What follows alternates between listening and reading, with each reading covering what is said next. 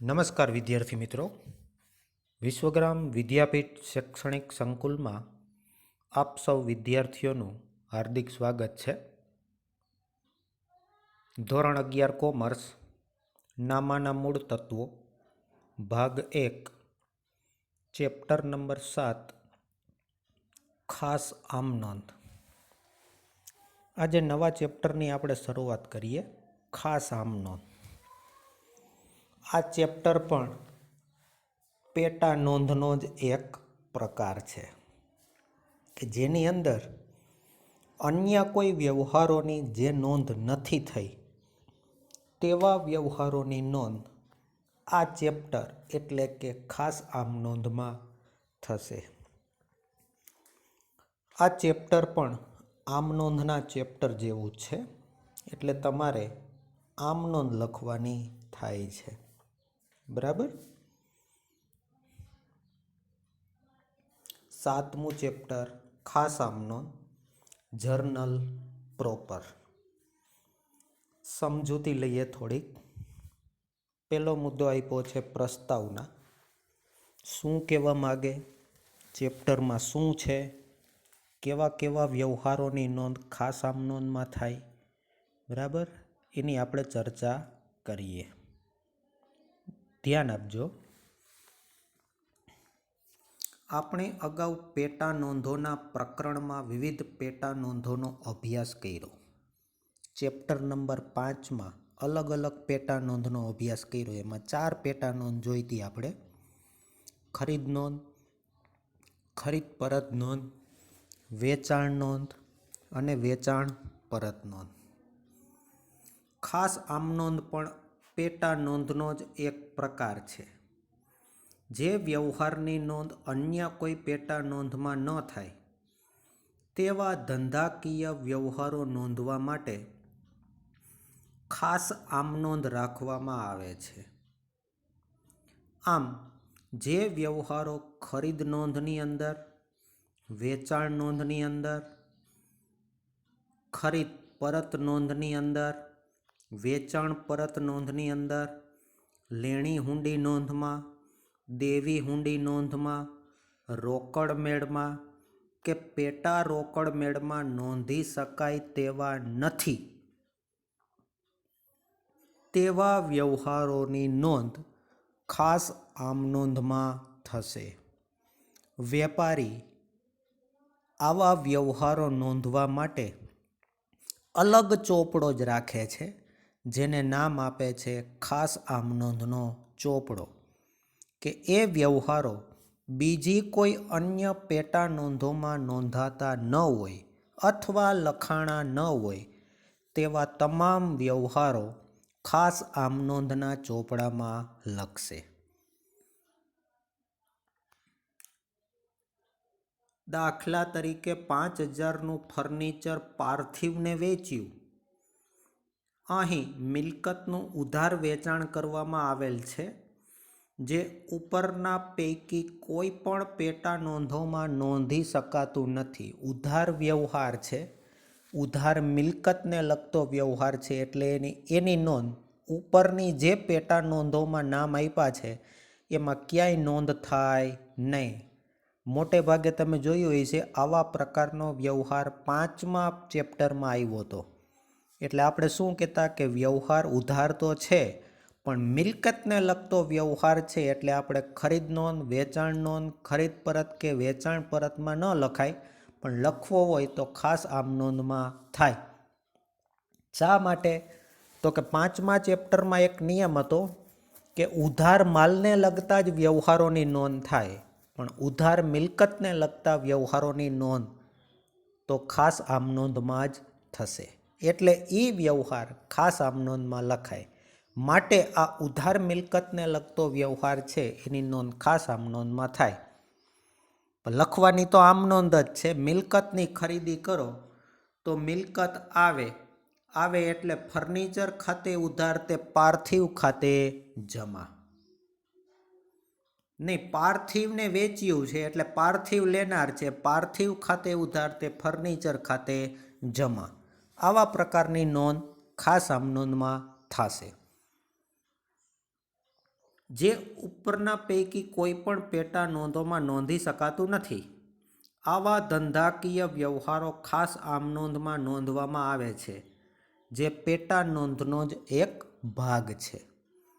અત્યાર સુધી આપણે 5મા ચેપ્ટરમાં 4 પેટા નોંધ એટલે કે ખરીદ નોંધ, વેચાણ નોંધ, ખરીદ પરત અને વેચાણ પરત જોઈ. 6ઠા ચેપ્ટરમાં 2 પેટા નોંધ જોઈ, રોકડ મેળ અને પેટા રોકડ મેળ. તો 5મા ચેપ્ટરમાં પેટા નોંધના કુલ 9 પ્રકાર છે. એમાંથી 6 પ્રકારનો આપણે અભ્યાસ કરી લીધો છે. હવે ખાસ આમનોંધ પણ એક પેટા નોંધનો જ પ્રકાર છે, જેનો આપણે અભ્યાસ કરવાનો છે. બીજો મુદ્દો, ખાસ આમનોંધનો અર્થ. અન્ય પેટા 1 માર્કમાં પૂછાય ખાસ આમનોંધ એટલે શું, અથવા કે ખાસ આમનોંધની વ્યાખ્યા લખો, ત્યારે 1 માર્કમાં આ ટૂંકી અને સરળ તમારે વ્યાખ્યા લખવાની થાય છે. અન્ય પેટા નોંધોમાં જે વ્યવહારો સામાન્યતઃ નોંધાતા નથી તેવા વ્યવહારો જે પેટા નોંધોમાં નોંધવામાં આવે છે તેને ખાસ આમનોંધ કહે છે. બીજો પેરેગ્રાફ, ખાસ આમનોંધનો ઉપયોગ ખૂબ જ મર્યાદિત સ્વરૂપના વ્યવહારો માટે કરવામાં આવે છે કે જે વ્યવહારોનું પ્રમાણ ધંધાની અંદર વર્ષ દરમિયાન બહુ ઓછું હોય, ખૂબ ઓછું હોય તેવા વ્યવહારો નોંધવા માટે જ વેપારી ખાસ આમનોંધનો ચોપડો તૈયાર કરે છે અને એવા વ્યવહારોની નોંધ ખાસ આમનોંધમાં કરે છે.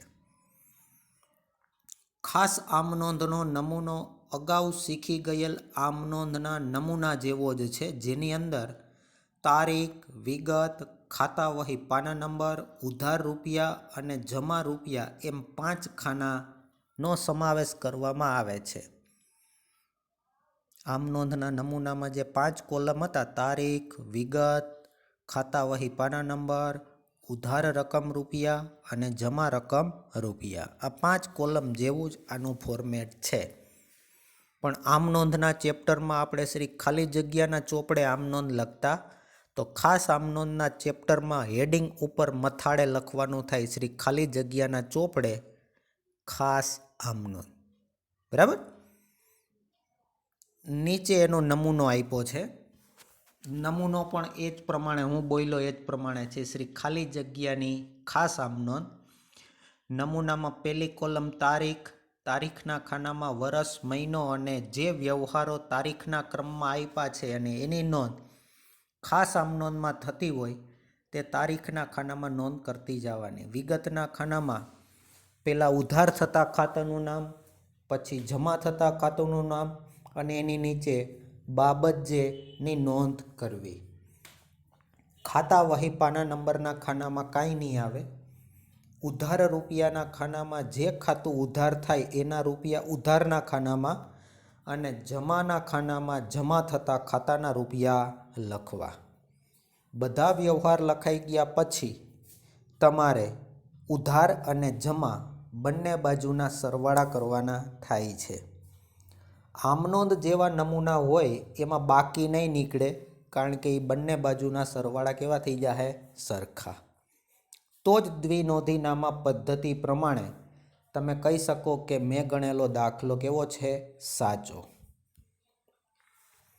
ત્રીજો મુદ્દો, ખાસ આમનોંધમાં નોંધાતા વ્યવહારો. 3 માર્કમાં કે 2 માર્કમાં પૂછાય કે ખાસ આમનોંધમાં કેવા કેવા વ્યવહારોની નોંધ થાય છે, તો તમારે 6 નામ લખવાના થાય. બરાબર? હમણાં જોઈએ. આપણે જાણીએ છીએ કે જે વ્યવહારો અન્ય પેટા નોંધોમાં નોંધી શકાય તેવા ન હોય તેવા વ્યવહારો ખાસ આમનોંધમાં નોંધાય છે. સામાન્ય રીતે ખાસ આમનોંધમાં નીચે મુજબના વ્યવહારોની નોંધ થાય છે.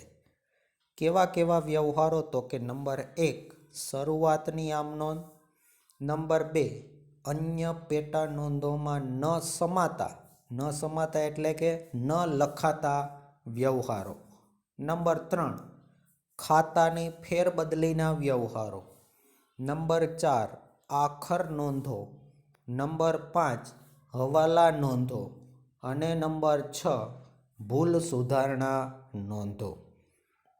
આટલા વ્યવહારોની નોંધ ખાસ આમ નોંધમાં લખવામાં આવે છે. આ જે 6 પ્રકારના વ્યવહારો છે એની નોંધ ખરીદ નોંધ, વેચાણ નોંધ, ખરીદ પરત નોંધ, વેચાણ પરત નોંધ, રોકડ મેળ, પેટા રોકડ મેળ, લેણી હુંડી નોંધ અને દેવી હુંડી નોંધમાં કરવામાં આવતી નથી.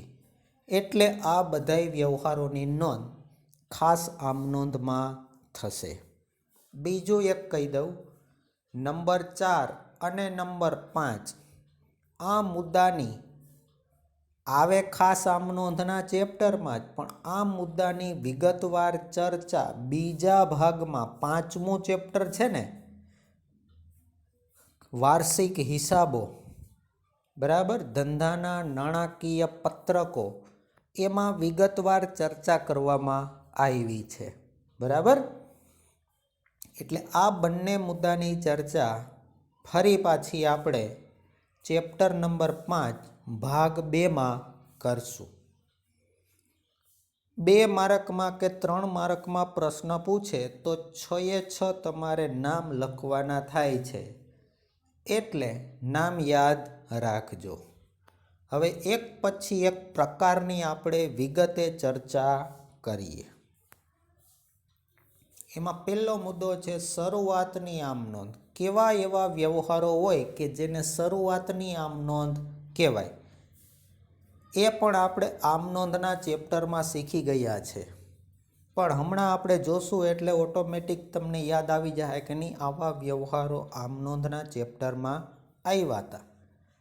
પણ અહીંયા કંઈક થોડુંક અલગ રાખવાનું થશે, બરાબર, કારણ કે ખાસ આમ નોંધ છે માટે. જ્યારે વેપારી ધંધો શરૂ કરે છે ત્યારે શરૂઆતમાં જ પોતાની અંગત માલિકીની મિલકતો, માલિક જ્યારે ધંધો ચાલુ કરતો હોય ત્યારે માલિકે પોતાની અંગત મિલકતો કે અંગત દેવા ધંધામાં લાવે છે, તેની ધંધાના ચોપડે ખાસ આમ નોંધ લખવામાં આવશે. દાખલા તરીકે વિરેન્દ્ર ધંધો શરૂ કરવા, વિરેન્દ્ર એટલે કે આપણે ધંધો શરૂ કરવા 15,000 રોકડા, 10,000નું ફર્નિચર, 8,000નો માલ સ્ટોક, 5,000ના અંગત દેવા એટલે કે જવાબદારી લેણદારો સાથે અને 3,000ના અંગત લેણા, અંગત લેણા એટલે દેવાદારો ધંધામાં લાવ્યા. આ અંગેની નોંધ ખાસ આમ નોંધમાં કરવાની છે. તો બધી વસ્તુ જોવા જઈએ તો એક જવાબદારી છે એ ચૂકવવી પડે, લેણદારો છે એટલે એની જમા બાકી હોય, અને બાકીની જે મિલકતો છે એ ધંધામાં આવે છે એટલે એની ઉધાર બાકી હોય. આવે તો ઉધાર થાય, પણ એમાં જોઈએ કે કઈ એવી બાબતો છે કે જે બીજી કોઈ પેટા નોંધોમાં લખાતી નથી, એનો જ સમાવેશ ખાસ આમ નોંધમાં થશે. તો પહેલાં જોઈ લઈએ, 15,000 રોકડા લઈ આવે તો એનો સમાવેશ તો રોકડ મેળમાં થઈ જાય, એટલે રોકડની નોંધ તમારે ખાસ આમ નોંધમાં કરવાની થતી નથી. એના સિવાય ફર્નિચરનો સમાવેશ ખરીદ નોંધ, પેટા નોંધના અન્ય કોઈ પ્રકારોમાં નોંધ ન થાય એની જ નોંધ ખાસ આમ નોંધમાં થાય. તો ઘણા આમ નોંધનું વિચારતા હોય, આમ નોંધ પેટા નોંધનો પ્રકાર નથી, આમ નોંધની તો સૌ પ્રથમ નોંધ આમ નોંધના ચોપડે થાય. એટલે આમ નોંધને તમે અત્યારે ભૂલી જાજો. એટલે ફર્નિચરનો સમાવેશ ખરીદ નોંધમાં ન થાય, વેચાણ નોંધમાં ન થાય, ખરીદ પરતમાં ન થાય, વેચાણ પરતમાં ન થાય, રોકડ મેળમાંય ન થાય, પેટા રોકડ મેળમાંય ન થાય, માટે એની નોંધ ખાસ આમ નોંધમાં થાય. ફર્નિચર ધંધાનો માલિક લઈ આવે તો ફર્નિચર આવે તો ફર્નિચર ખાતે ઉધાર થાય 10,000. માલનો સ્ટોક પણ ધંધામાં આવે તો ઉધાર થાય, એટલે આ માલ સ્ટોક ખાતે ઉધાર 8,000.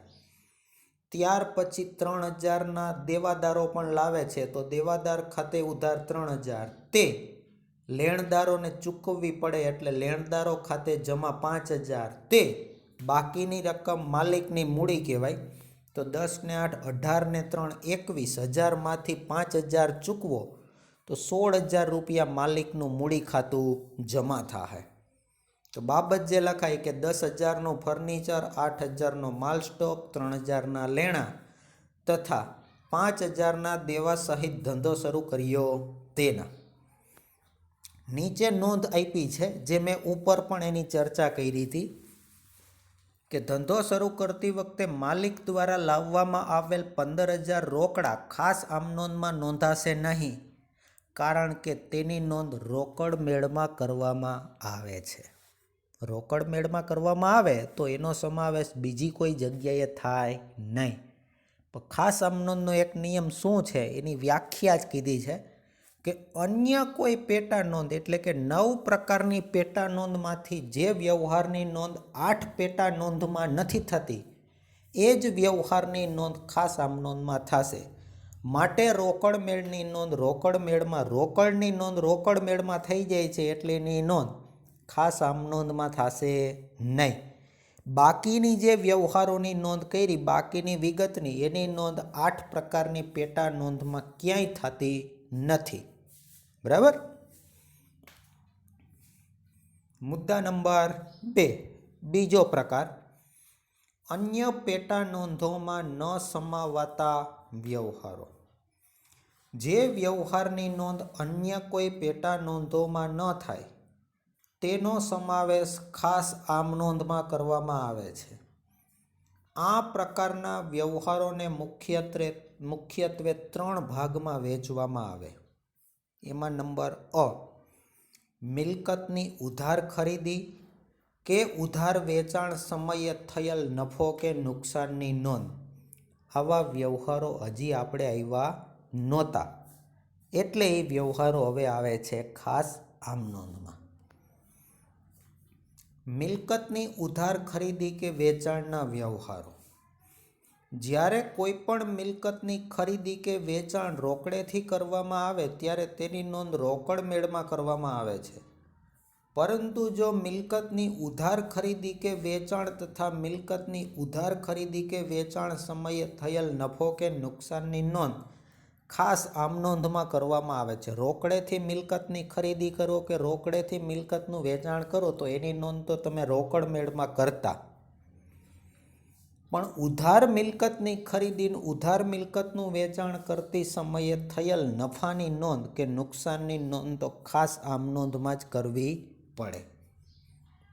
દાખલા તરીકે પહેલો વ્યવહાર આપ્યો છે કે મેહુલે 20,000નું ફર્નિચર વિવેક ફર્નિચર માર્ટમાંથી શાખ પર ખરીદ્યું. ઉધાર વ્યવહાર છે, ઉધાર મિલકતને લગતો વ્યવહાર છે. ફર્નિચરની ખરીદી કરો તો ફર્નિચર આવે તો ફર્નિચર ખાતે ઉધાર 20,000 તે વિવેક ફર્નિચર પાસેથી ખરીદ્યું છે એટલે વિવેક ફર્નિચર માર્ટ આપનાર છે એટલે એની નોંધ થાય તે વિવેક ફર્નિચર માર્ટ ખાતે જમા 20,000.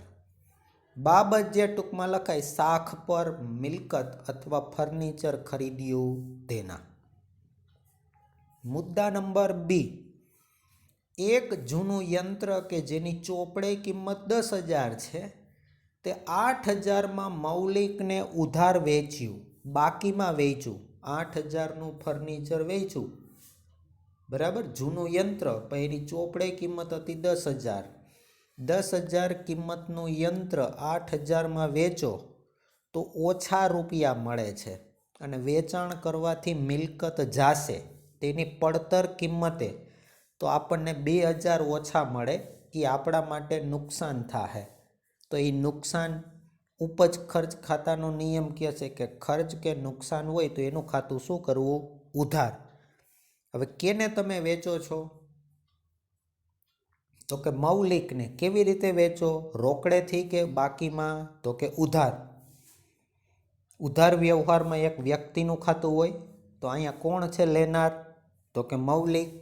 તો મૌલિક ખાતે ઉધાર 8,000, 2,000 રૂપિયાનું નુકસાન થાય તો અહીંયા લખાય યંત્ર વેચાણના નુકસાન ખાતે ઉધાર 2,000 તે વેચાણ કરવાથી તમારું યંત્ર હવે તમારા ધંધામાંથી જાય તો જમાના નિયમથી તે યંત્ર ખાતે જમા થાય ₹10,000.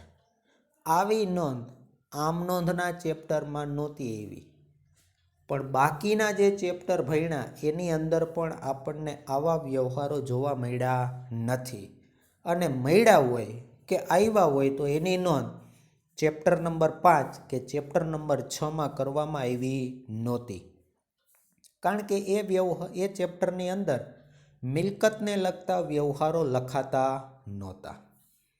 બાબત જે લખાય 10,000નું યંત્ર 8,000માં શાખ પર વેચ્યું તેના.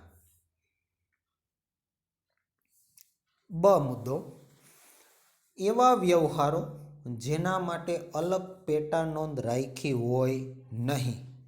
વર્ષ દરમિયાન જે વ્યવહારોનું પ્રમાણ ઓછું હોય અને વેપારીએ આના માટે પેટા નોંધ ન રાખી હોય તેવા વ્યવહારોની નોંધ પણ ખાસ આમ નોંધમાં થાય. કેટલીક વાર અમુક પ્રકારના વ્યવહારોની સંખ્યા ખૂબ જ મર્યાદિત હોય, એટલે કે ઓછી હોય. ક્યારેક જ આવા વ્યવહારો થતા હોય.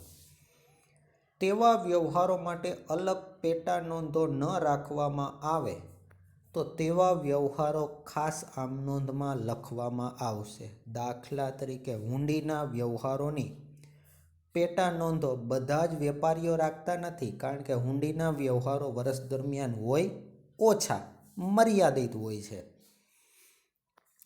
ત્યારે તેવા હુંડીઓના વ્યવહારોની નોંધ ખાસ આમ નોંધમાં કરવામાં આવે છે. તેમજ ઘણીવાર ઘણા વેપારીઓ પરત નોંધો એટલે કે ખરીદ માલ પરત નોંધ અને વેચાણ માલ પરત નોંધ પણ રાખતા નથી, કારણ કે જે માલ બનાવતા હોય એ સારો અને વ્યવસ્થિત અને ક્વોલિટીવાળો અને ક્વોન્ટિટીવાળો જ બનાવતો હોય છે. કોઈ વેપારીની ઈચ્છા એવી ન હોય કે અમે વેચેલો માલ પરત આવે. આ તો સંજોગો એવા હોય છે, ભાગ્ય જોગ્ય જ ક્યારેક વર્ષની અંદર બહુ ઓછા વ્યવહારો પરત નોંધના થતા હોય છે. એટલે વેપારી પરત નોંધનો ચોપડો ન રાખે અને એની નોંધ ખાસ આમ નોંધમાં કરે. આવા સંજોગોમાં ખરીદ પરત કે વેચાણ પરતના વ્યવહારો પણ ખાસ આમ નોંધમાં જ લખવામાં આવે છે.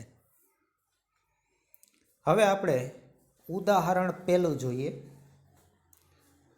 યુવરાજ એટલે કે આપણે લેણી હુંડી, દેવી હુંડી, ખરીદ પરત અને વેચાણ પરતના વ્યવહારો માટે અલગ પેટા નોંધ રાખતા નથી. નીચેના વ્યવહારોની નોંધો ખાસ આમ નોંધમાં લખો. યુવરાજના ચોપડે લેણી હુંડી, દેવી હુંડી, ખરીદ પરત અને વેચાણ પરતના વ્યવહારોનું પ્રમાણ મર્યાદિત છે, એટલે એની અલગ પેટા નોંધમાં નોંધ નથી કરતો, માટે એની નોંધ ખાસ આમ નોંધના ચોપડામાં કરે છે. અહીંયા ક્રમ પ્રમાણે તમને તારીખ આપી છે અને નમૂનો આપ્યો છે શ્રી યુવરાજની ખાસ આમ નોંધ. તારીખ, વિગત, ખાતા વહી પાના નંબર, ઉધાર રૂપિયા અને જમા રૂપિયા.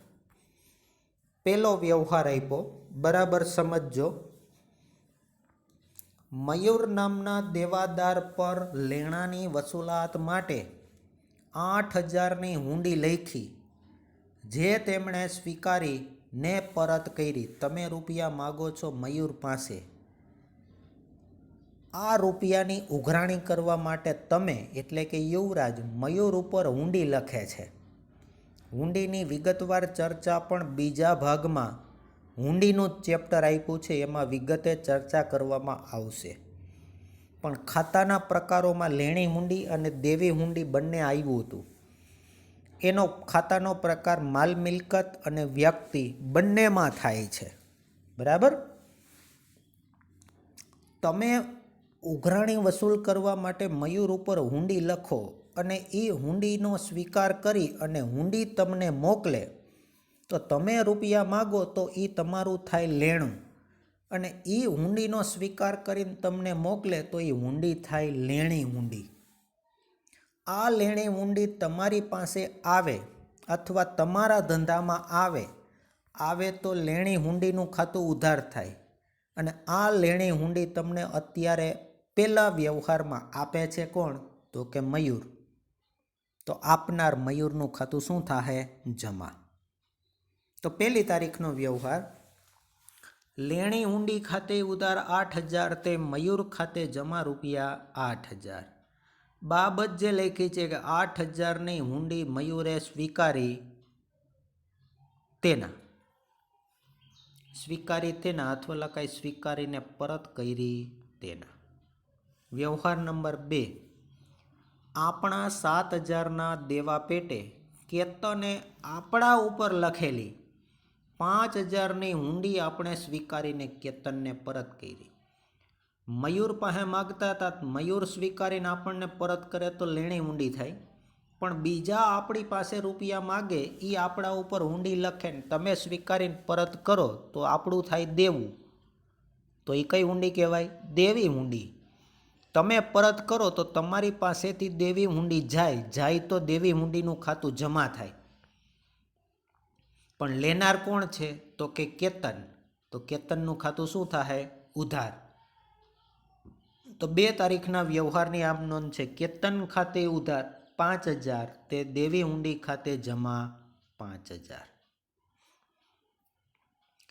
ત્રીજો વ્યવહાર, મયુરે સ્વીકારેલી હુંડી પાકતી તારીખે નકારાઈ. તારીખ વહી ગયા પછી જો હુંડી આપણને મળે તો એ હુંડી રિટર્ન થાય છે, બાઉન્સ થાય છે, નકારાય છે, એના રૂપિયા વસૂલ થતા નથી. એટલે મયુરે જે તમને હુંડી આપી હતી એ હુંડી 3જી તારીખે ત્રીજા વ્યવહારમાં નકારાય છે. એટલે એ હુંડી બેંક આપણને આપે, સરાફ આપણને આપે, એ હુંડી હવે તમે મયુરને આપો, કારણ કે એ આપણી પાસે રહેવાની, તો એ કાંઈ ઉપયોગી છે નહીં.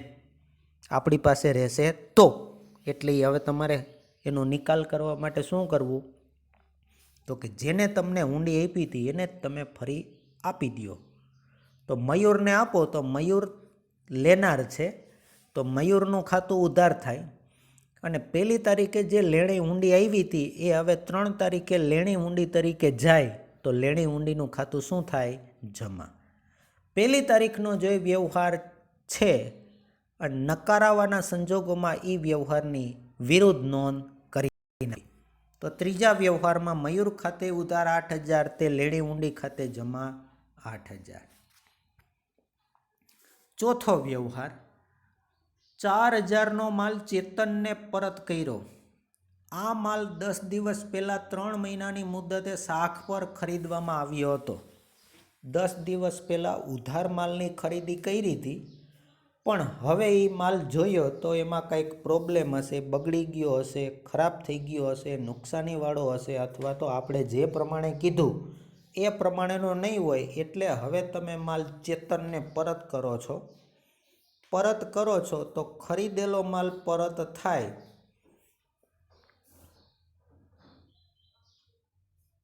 તો ખરીદ પરત થાય અને ચેતન લેનાર છે એટલે ચેતનનું ખાતું ઉધાર થાય અને ખરીદ પરત ખાતું જમા થાય. 4 તારીખનો વ્યવહાર, ચેતન ખાતે ઉધાર 4,000 તે ખરીદ માલ પરત ખાતે જમા રૂપિયા 4,000. બાબત જે લખી છે કે 4,000નો માલ ચેતનને પરત કર્યો તેના.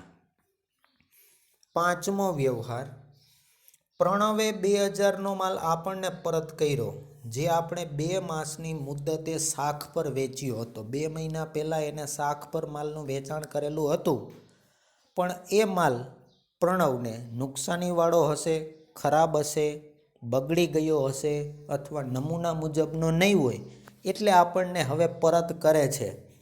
તો વેચેલો માલ પરત આપણા ધંધામાં પાછો આવે તો વેચાણ પરત થાય અને ફરી પાછો માલ આવવાથી વેચાણ પરતનું ખાતું ઉધાર થાય. આ માલ કોની પાસેથી આવે છે? તો કે પ્રણવ પાસેથી. તો પ્રણવ લેનાર થાય કે આપનાર થાય? તો કે નહીં, અત્યારે આપણને માલ આપે છે, તો માટે પ્રણવનું ખાતું જમા થાય.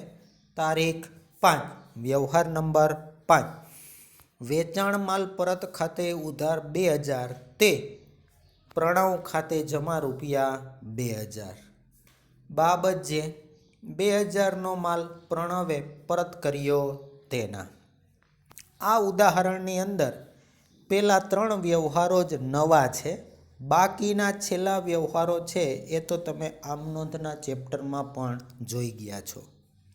હવે ઉધાર રૂપિયાનો સરવાળો અને જમા રૂપિયાનો સરવાળો કરી નાખવાનો એટલે કુલ સરવાળો આવશે બંને ખાનાનો સરખો 27,000.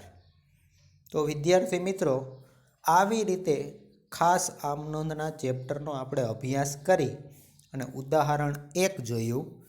આવું જ ઉદાહરણ ઉપરથી સ્વાધ્યાયનો પણ તમારે જે દિવસે આપણો વિડીયો લેક્ચર હોય ત્યારે તમારે ગણવાનો થાય છે. અસ્તુ.